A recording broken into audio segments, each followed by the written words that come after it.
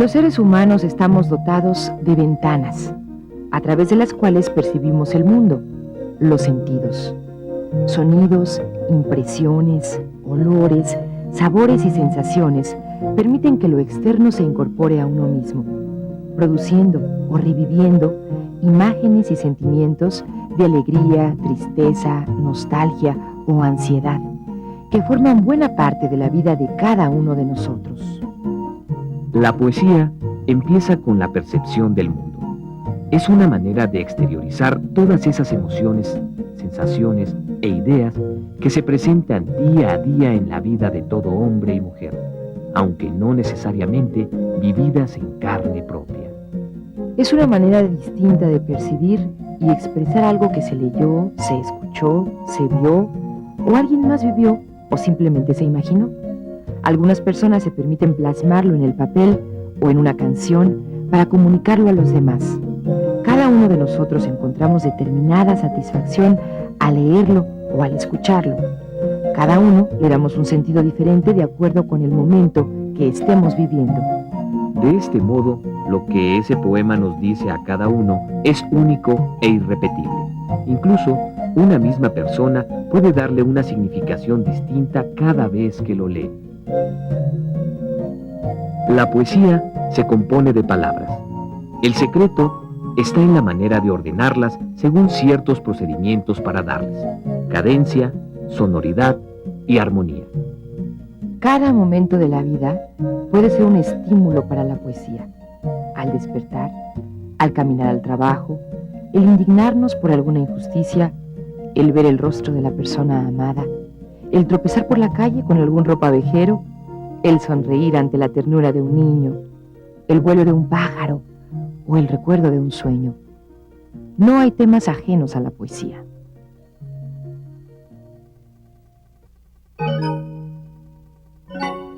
Hola, ¿qué tal? Me da mucho gusto saludarlos en un programa más de la serie Lengua y Comunicación. En esta ocasión con el tema de poesía. Muchos de nosotros alguna vez hemos sentido la necesidad de escribir sobre nuestras experiencias o sentimientos. Y en ese intento de definir nuestros sentimientos con palabras, surge un texto muy especial, con cierta sonoridad y cierto ritmo, y con base en ciertos recursos literarios como las metáforas. A eso le llamamos poema. Hoy conoceremos algunos poetas famosos, parte de su obra y su forma de hacer poesía. También descubriremos que la poesía no es solo para enamorados. Sabremos que existen reglas para hacer poesía. Además, puesto que la poesía ha estado vinculada a la música desde hace muchísimo tiempo, disfrutaremos de la poesía hecha canción con Alejandro Filio y Amparo Ochoa.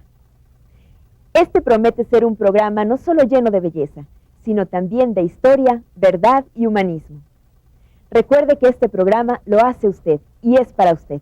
Comuníquese con nosotros, envíenos sus dudas y peticiones y sus comentarios a las direcciones que aparecen en pantalla. Las palabras clave del día de hoy son lenguaje figurado, verso y verso libre. Para poder continuar con el programa, demos la bienvenida a Arturo Guzmán, nuestro asesor, que como siempre nos guiará con sus comentarios. ¿Qué tal, Arturo? Bienvenido. ¿Qué tal? Encantado de estar con ustedes para disfrutar y comentar sobre un tema tan apasionante como es la poesía. A pesar de todas las incomprensiones que la rodean, pues hay quienes la consideran inaccesible, difícil para la mayoría de los lectores, hoy nos acercaremos a la poesía para descubrir que es creación al escribirla y recreación al leerla. Me parece una excelente idea. Yo conozco a muchas personas que al ver un libro de poesía no se atreven a abrirlo porque creen que no van a entenderla o piensan que es cursi. Los invito a que veamos y escuchemos a una persona que vive haciendo poesía. Él es el poeta Saúl Ibargoyen, que en la siguiente entrevista comparte con nosotros aspectos de su vida y obra.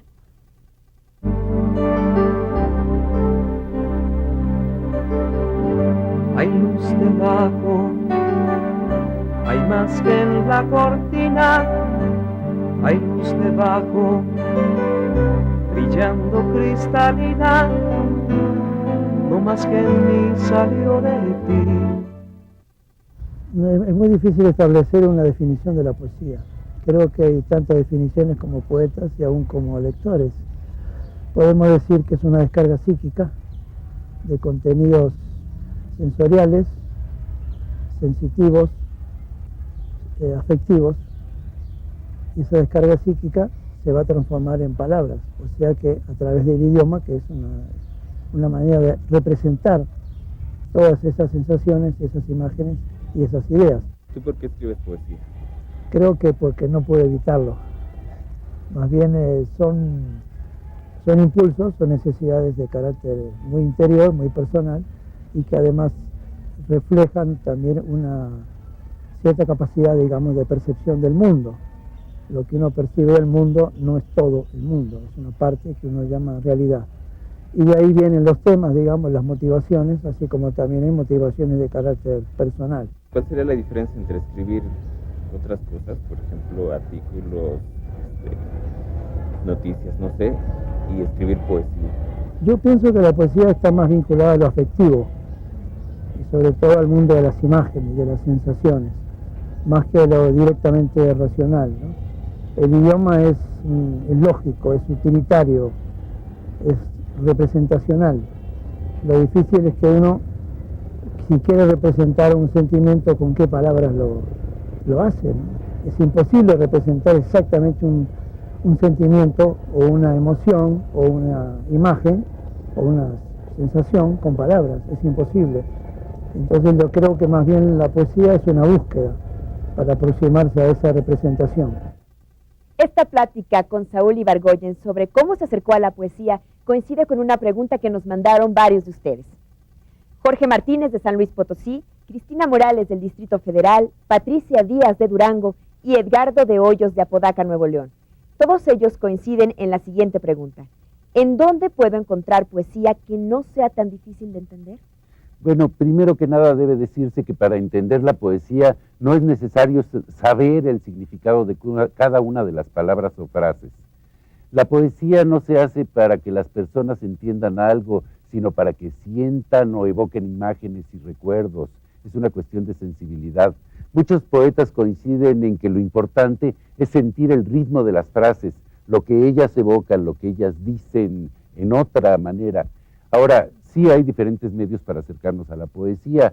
Existen poemarios o antologías que son compendios de poemas de diferentes autores y que permiten conocer el uso, el manejo, los diferentes modos de hacer poesía de diferentes autores y que cada quien seleccione el que más le agrade.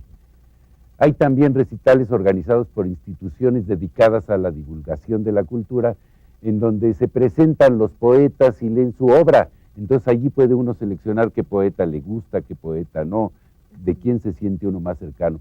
Se puede uno encontrar por disco los poemas directamente de Voz Viva de México o en la radio escuchar las canciones de diversos autores y muchos otros géneros que no son más que poesías cantadas y musicalizadas. La poesía prácticamente está en todas partes. Hay carteles con poemas, con fragmentos, como los utilizados en los medios de transporte, como en el metro de la Ciudad de México, o en periódicos murales de las escuelas, de las oficinas, que es una manera excelente para el conocimiento de la poesía. Así es, Arturo. Los carteles pegados en diferentes lugares donde transita la gente son una muy buena idea para que más personas conozcan la obra de poetas famosos. Pero ahora vamos a conocer a otros poetas no tan famosos que nos muestran un pedacito de su obra en el siguiente testimonial. Umbría de soledades. Soledad entre sombras, salir del jardín. He hallado el pacto roto, buscando al Dios ignoto recaer en mí mismo. Soledad, solo soledad. Vientos lejanos parecen cantar, llamando ascetismo a la adusta conciencia, invisible, impensable. Y yo, en el jardín, quiero reparar el dolor que no existe en la helada razón del pináculo, la cima del mundo, soberbia del corazón, siempre un lugar tan solitario. Porque es una forma de manifestar a los demás lo que sentimos, una forma de... Es la idea de escribir para otros, ¿no? Yo creo que uno escribe para que otros lo lean. Escribo poesía es modo de expresión, ¿no? De mi pensar, mi sentir. Pienso que es una forma de expresión. Al final de cuentas es un arte y el arte es para expresarse, ¿no? Por que soy artista, y uno nace artista, no es algo que uno escoja. Pienso que es cuando estoy triste, porque cuando estoy contento pues nada más quiero brincar y saltar, ¿no? Creo que es la noche, ¿no? Tal vez en la soledad del... No sé, cuando uno sienta ese deseo de escribir. Por lo regular de la soledad, del caos, de la ciudad. Cosas que atormentan a uno cuando es adolescente. Mayormente de introspección, de lo que uno está buscando dentro de sí, no lo encuentras. Pero es muy bonito porque la demás gente está buscando lo mismo. Amor, muerte. Sobre los personajes que a diario nos encontramos en la ciudad, en las calles, en los parques, sobre la mujer, sobre tantas cosas que vemos a diario. Este testimonial nos muestra cómo la poesía se encuentra en todas partes, la frescura con que puede manifestarse en un momento dado con estos diferentes autores, más bien jóvenes, que realmente no son conocidos, pero que quizá pronto lo serán si con su misma capacidad expresiva siguen trabajando y logran realizar una obra que los trascienda a sí mismos y además encontrar un número suficiente de seguidores que compartan su sentir poético. Vamos a conocer un poco más de la gente que hace poesía con el segundo fragmento de la entrevista a Saúl Ibargoyen.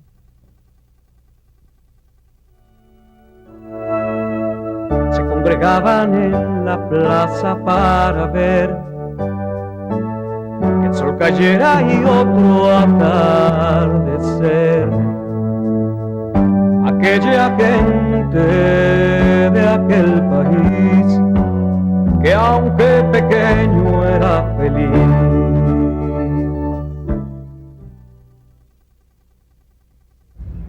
El lenguaje poético está tomado del fondo común del idioma, de la lengua.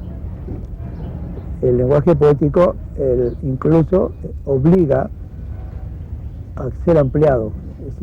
O sea que la lengua común no alcanza para la poesía, para representar imágenes, sensaciones, afectos, determinadas ideas. Que cada autor debe tener su propio lenguaje, su manera personal. El manejar de manera personal, particular, el fondo común de la lengua e inventando y agregando nuevas combinaciones, eso es lo que se llamaría el lenguaje poético. El poeta lo usa siempre con un propósito, que es comunicar una emoción, digamos, de carácter estético, por lo tanto, formal. Hay una preocupación, una manera específica de organizar las palabras que no corresponde al habla cotidiana.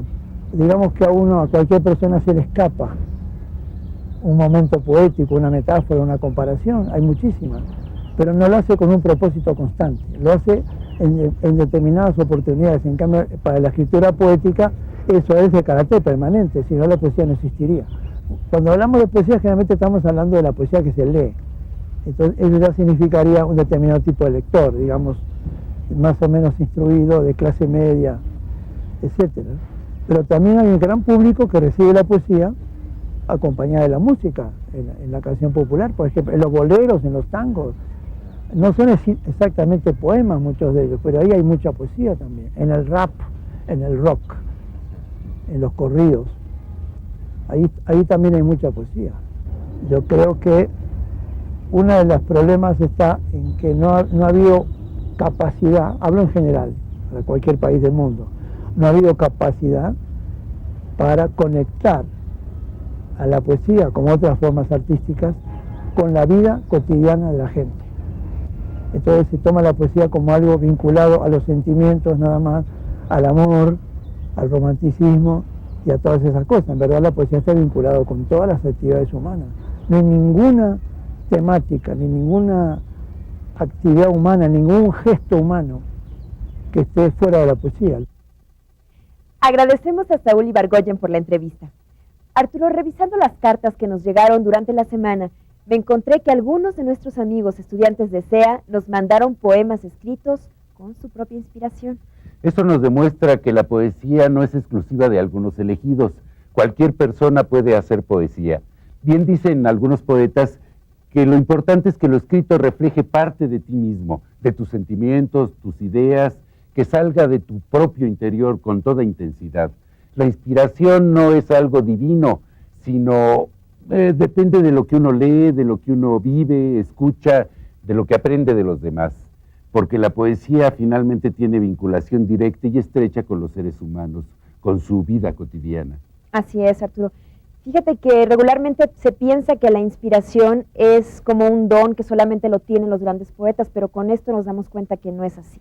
Bueno, los grandes poetas son seres humanos, como todos, que se han dado la oportunidad de poner en un papel parte de su vida, cada uno con su propio estilo, diferentes temáticas, amorosas, sociales, existenciales. Y si sus ideas quedaron grabadas para siempre en las páginas de los libros, que nosotros podemos buscar, gozar una y otra vez, o en canciones como las que hemos escuchado, nada más que sí hay que tomar en cuenta que para ello se requirió de un esfuerzo y una determinación de que el poeta o el escritor tuvo que batallar mucho para lograr una perfección en la manera de hacerlo. Nada más. Así es. Conozcamos un poco más de la vida y obra de uno de los grandes poetas, Jaime Sabines. Un ropero, un espejo, una silla, ninguna estrella, mi cuarto, una ventana, la noche como siempre y yo sin hambre, con un chicle y un sueño, una esperanza.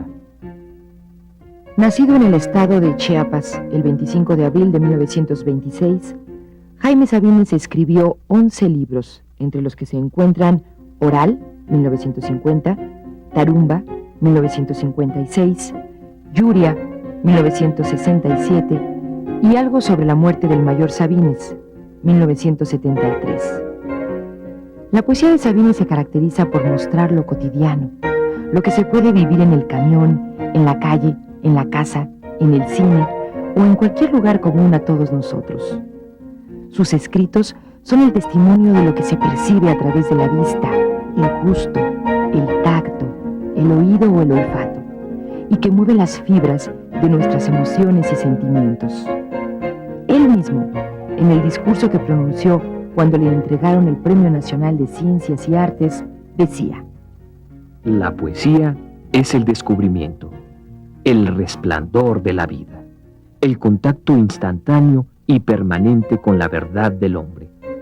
La poesía es una droga que se tomó una vez, un conocimiento de brujas, un veneno vital que le puso otros ojos al hombre y otras manos, y le quitó la piel para que se sintiera el peso de una pluma.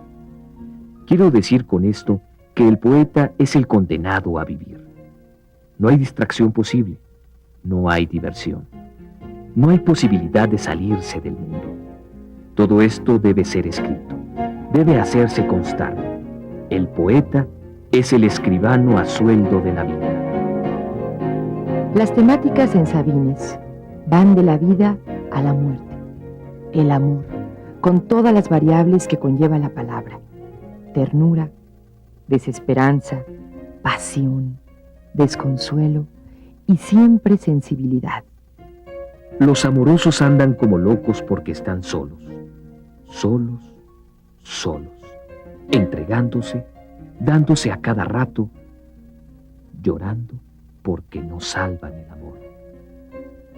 La sutil pero latente crítica social y también a su gremio, expresadas en preguntas de hartazgos como: ¿qué puedo hacer con este remolino de imbéciles de buena voluntad?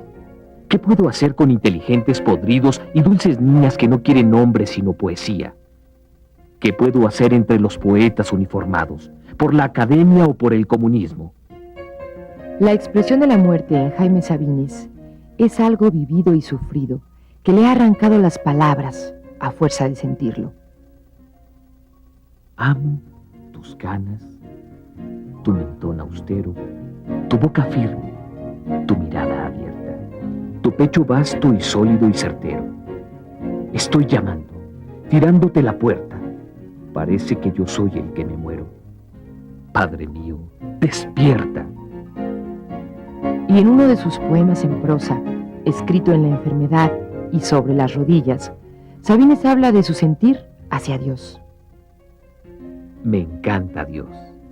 Es un viejo magnífico que no se toma nada en serio. A él le gusta jugar, y juega. Y a veces se le pasa la mano y nos rompe una pierna o nos aplasta definitivamente. Pero esto sucede porque es un poco cegatón y bastante torpe de las manos. Jaime Sabines falleció el 19 de marzo de 1999, dejándonos un legado invaluable, porque en él encontramos al poeta que buscó dejar en sus escritos el vivir y el sentir poético de lo cotidiano. Les recomendamos ampliamente la poesía y prosa del poeta Jaime Sabines. Pasando a otra cosa, tenemos una pregunta de José de la Cruz Gómez de Manzanillo, Colima. Él nos pregunta, ¿qué se necesita para leer un poema? Para leer un poema se necesita disposición, sensibilidad. Hacer a un lado la idea de que la poesía es un género difícil de entender, porque es cierto que algunos poetas emplean palabras o expresiones no muy comunes. Sin embargo, pueden disfrutarse, entenderse a pesar de no tener muy claro el significado de cada palabra, porque podemos entender las palabras por lo que dice el resto del poema, inferirlas por las sensaciones que nos provocan también. En la poesía, además, pueden abordarse diferentes temáticas, puede ser no solamente el amor, desde luego, sino que la madre, la religión, la guerra, el hambre, la patria, todos los sentimientos, todo lo que nos rodea. Y no necesariamente tiene que referirse a una sola temática. Esto depende también de la persona que lo lee o escucha. Es decir, prefiero decirlo como lo diría un gran poeta, Pedro Garfias. Decía, leer un poema es como amar a una mujer. Se la conoce, se la desconoce, se la reconoce y un día se la siente de la cabeza a los pies. Con esto hemos llegado al final de nuestro programa, pero antes vamos a resolver las palabras clave de hoy.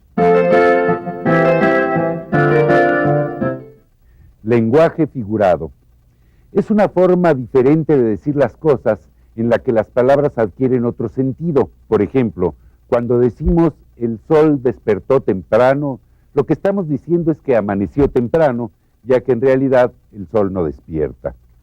Usamos el lenguaje figurado para expresar emociones o ideas que son difíciles de expresar con el lenguaje común o para darles un sentido más estético.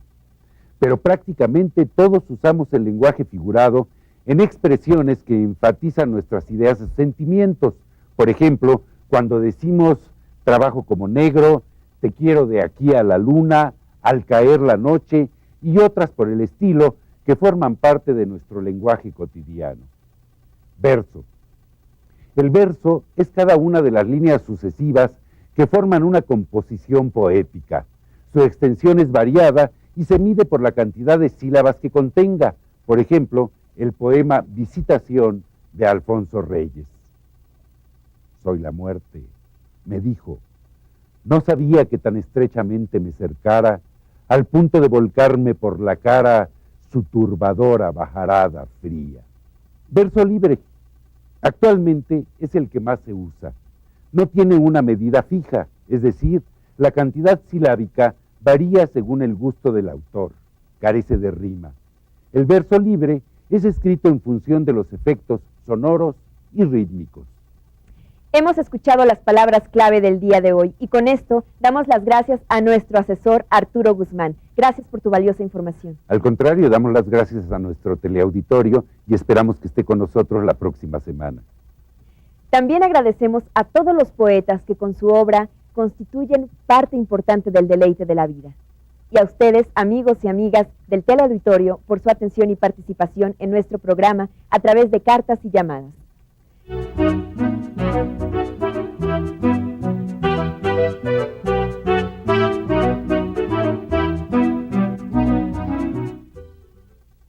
Les recomendamos la película Los Tres García, donde uno de los nietos de Sara García intenta ser poeta.